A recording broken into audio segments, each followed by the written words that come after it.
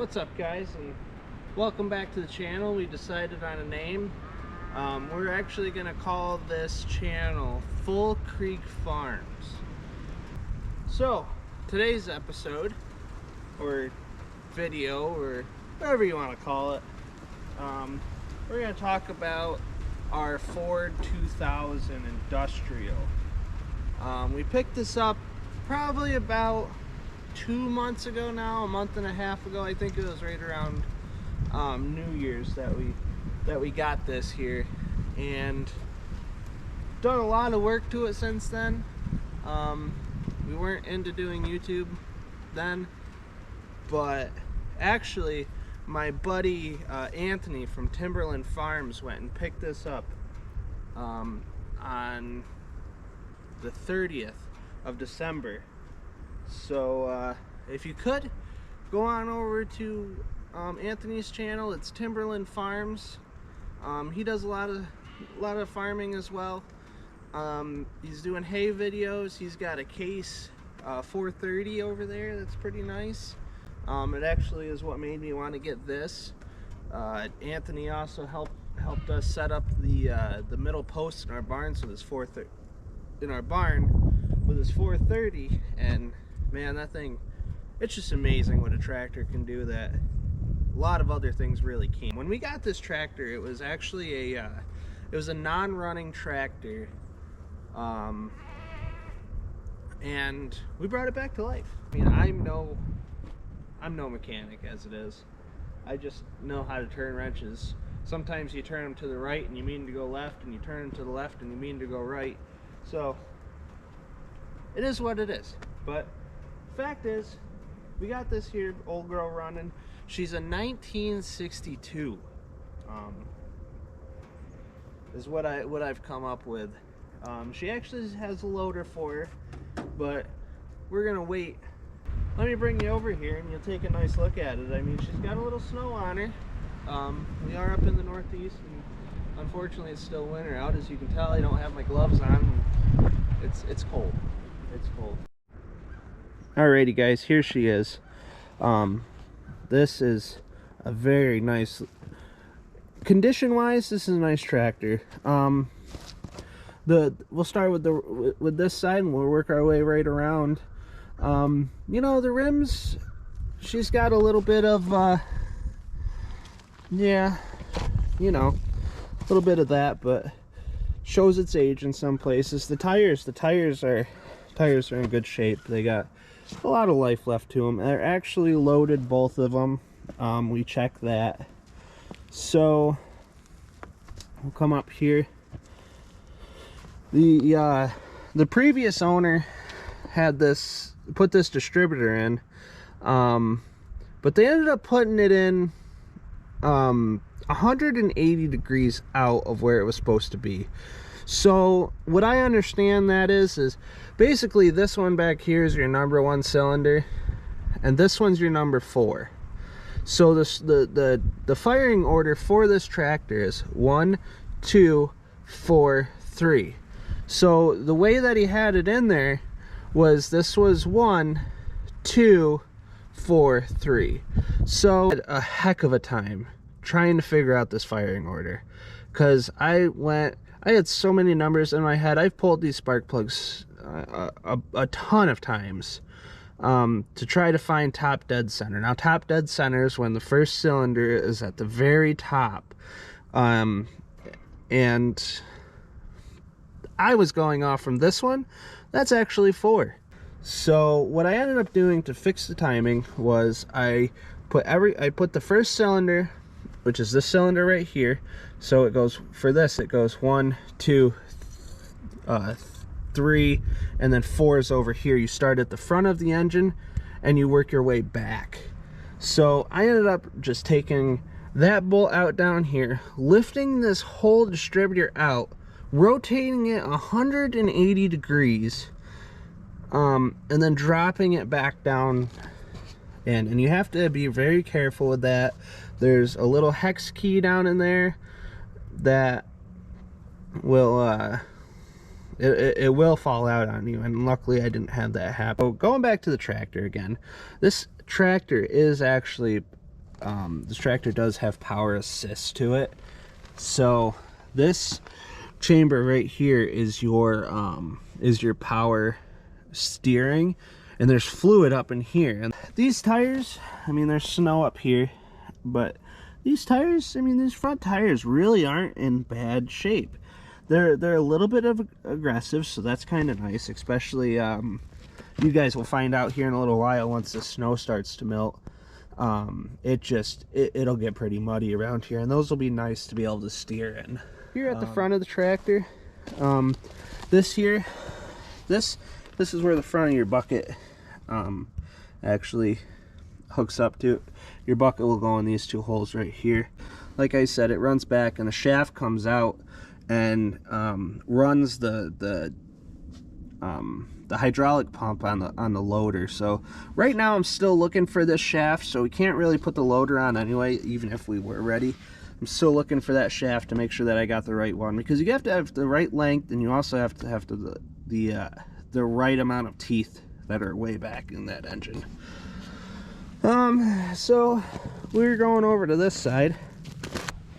So when it comes to this Chinese carburetor, what I actually did was I did rebuild. I mean, rebuild by, I took it apart and put it back together, basically. The old carburetor. So when I got this thing running, I was so excited, and I ran it for a little while, and I was pumped. But then with the old carburetor, actually what happened was the gas tank built up pressure, pushed gas down through the carburetor, and I don't know if it's because the needle was stuck or not seated properly, but it ended up pushing fuel all the way up here. Once it couldn't go up here any farther, it pushed it up into the cylinders where it leaked down, and it actually filled the crankcase or the oil pan full of gasoline. I just have this Chinese carburetor on there for right now, just to run it. You know, eventually I do want to rebuild the old carburetor, which was a Marvel and Scraver, I think it was, or Schrober. I don't really know the pronunciation. I'm not good at pronouncing words in the first place, and then they give me a big word, and then they expect me to pronounce it. But anyway, so that's the story on that. It could have been literally catastrophic, but it wasn't. So I did end up changing the oil. I put a new oil filter on it.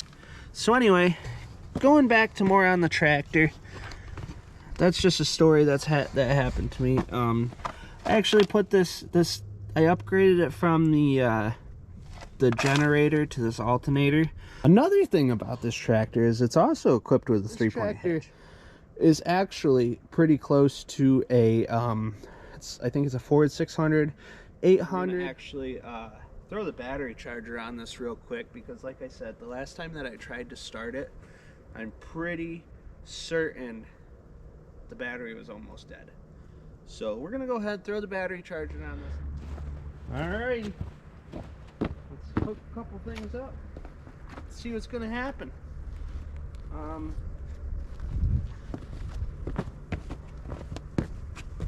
gonna go underneath the old hood here. This is why I don't like gloves. Right here. I couldn't grab that with my gloves. So we're actually going to unhook you. Turn that off right this minute. Set you over there. Grab the positive cable. We're positive today that this is going to stay. Amateur mechanic. Right here. You need an amateur mechanic. I'm your guy. Alright, so let's fuel's on, keys on. We'll give her a little bit of vroom vroom over here, and let's see how she goes. So I am off to the side. The tractor is in neutral, so don't yell at me. Pull the choke out, and here we go.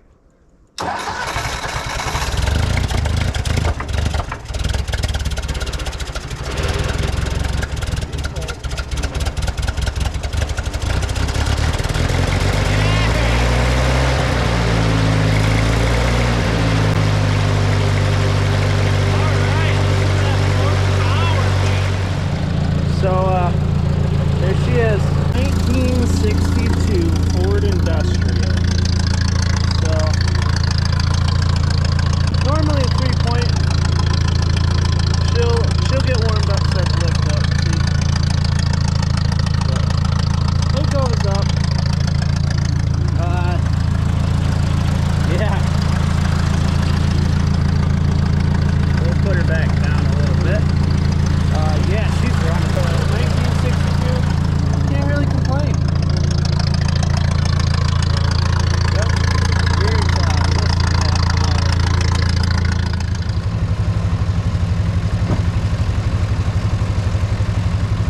Alright, let's go see if she'll move.